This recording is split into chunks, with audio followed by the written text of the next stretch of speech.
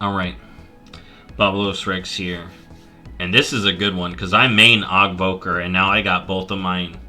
Ogs now know both of theirs, so we can start theory crafting. So we're going to be doing Scalecommander Evoker. If you want to see my opinion on hero talents, watch that video. If you want to see my opinion on any of the other hero talents, watch those videos. But this one, I'm going to focus on Scalecommander Evoker for augmentation and devastation. Scalecommanders are chosen generals of the Drakthir, specializing in calling targets and inspiring those around them. They are experts in using flight during a battle and are often seen leading the charge while in the sky. Ooh! I'm excited. I'm gonna be real, I don't like Chrono Warden that much.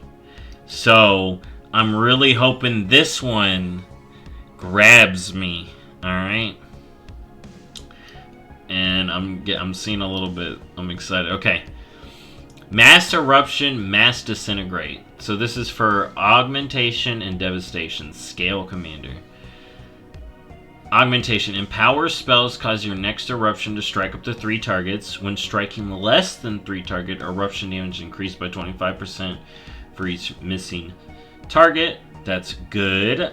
I like that. Simple damage buff. Devastation. Empower spells cause your next disintegrate to strike up to 3 targets. When striking less than 3 targets, disintegrates damage increased by 25% for each missing target.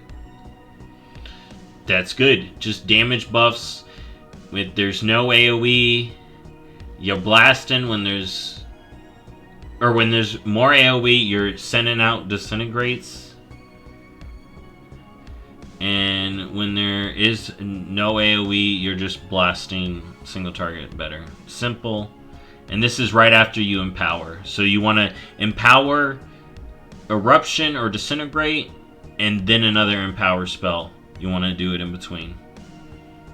Nice little sandwich. That's good. Might of the Black Dragonflight. Black spells deal 10% increased damage. So for augmentation, it's not your breath, but it's your eruption and your shield. And then the earthquake. Alright. And then for devastation, it's your AoE. Wait. This may not be good for like...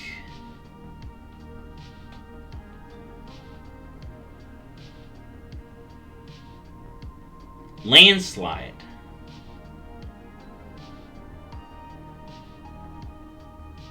Huh. I don't know how this will be for devastation, because the one empower spell is Blue Dragon. Your flame breath is red.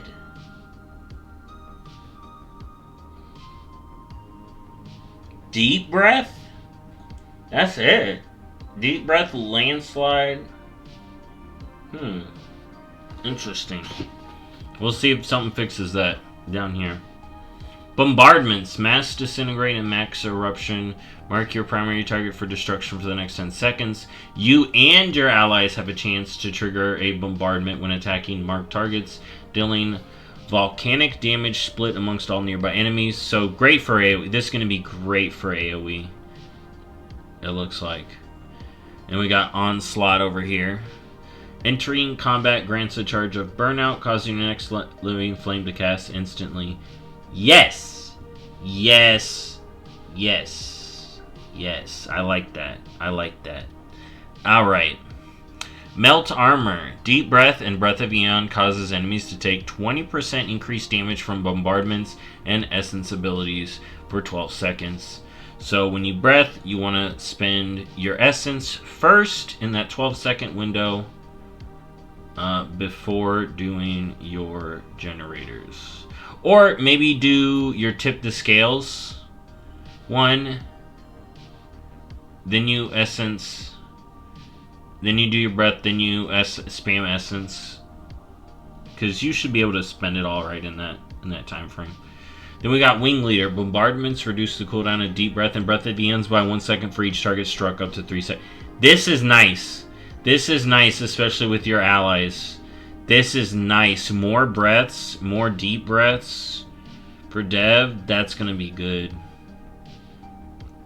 Unrelenting Siege. Now devs are getting a little bit.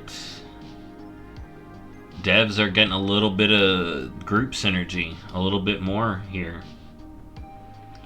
Unrelenting Siege. For each second you are in combat, Azure Strike and Living Flame deal 1% increased damage up to 50%. Dude, you just... If they don't share, right? If they don't share, imagine just sitting on that waiting for that 50% stack for Azure Strike, and then you let it go. Like, hold up. But I wonder how that was that. Like, you're most likely spending that on Living Flame. Just like, oh, I gotta get this. Or it's just gonna be a passive for when you get your burnout to drop a Living Flame and just give you a little bit more damage in between those. Okay. Then we get a choice. Hardened Scales. Obsidian Scales reduces damage taken by an additional 5%, so more tanky for both. Or Menacing Presence. Knocking an enemy up or backwards reduces their damage done to you by 15% for 8 seconds. It just says done to you, so Obsidian Scales is going to be... Hardened Scales is what you pick. This in PvP.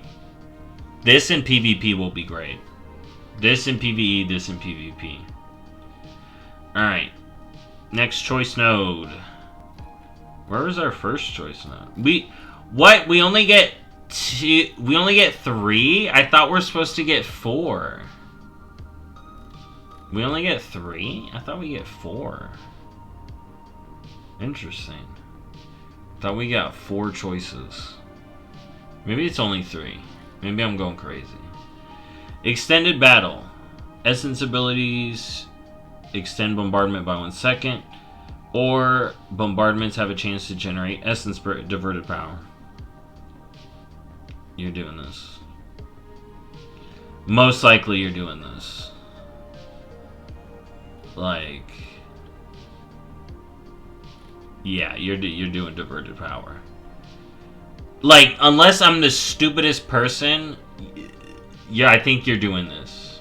You don't want to extend bombardments. Why? You just want more essence bursts, so you can blast. Alright, we got another choice. Nimble Flyer. While hovering, damage taken from area effect attacks is reduced by 10%. That's just a nice thing for hovering. Or Tailwinds, Deep Breath, and Breath of Eons reset the cooldown of hover. I like that. I like that, but I feel like you use this most of the time. Because if you really care about getting back to where you were, you just do the reverse one. The portal back. But that could really help. That could really help your movement. And this is the thing I saw people talking about. Maneuverability. Deep Breath and Breath of Eons can now be steered in your desired direction.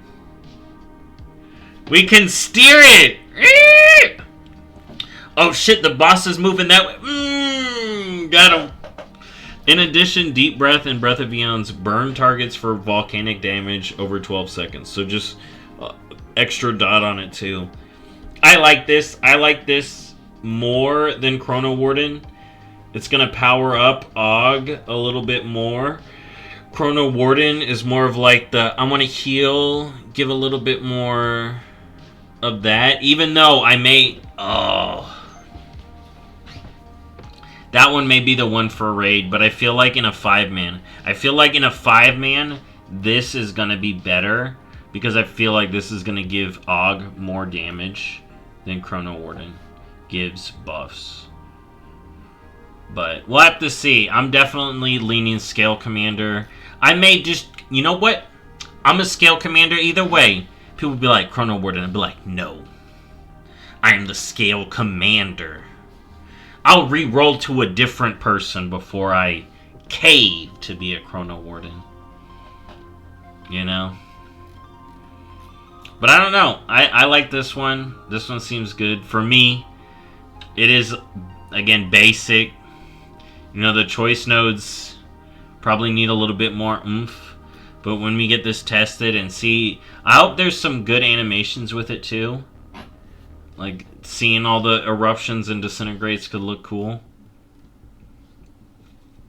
But, yeah, overall, I like Scalecommander for augmentation. We'll have to see what Ruby Adept is. You know, you can look at my opinion of Quarter Warden. I kind of remember it. I wasn't, like, the most excited. It was more presence. Oh my god, that's right. It has the turbo prescience. Oh, we'll have to see. We'll have to see. I definitely like this one more. But yeah, there we go. Scalecommander for Augmentation Devastation. I'll see y'all in the next one. Bye-bye.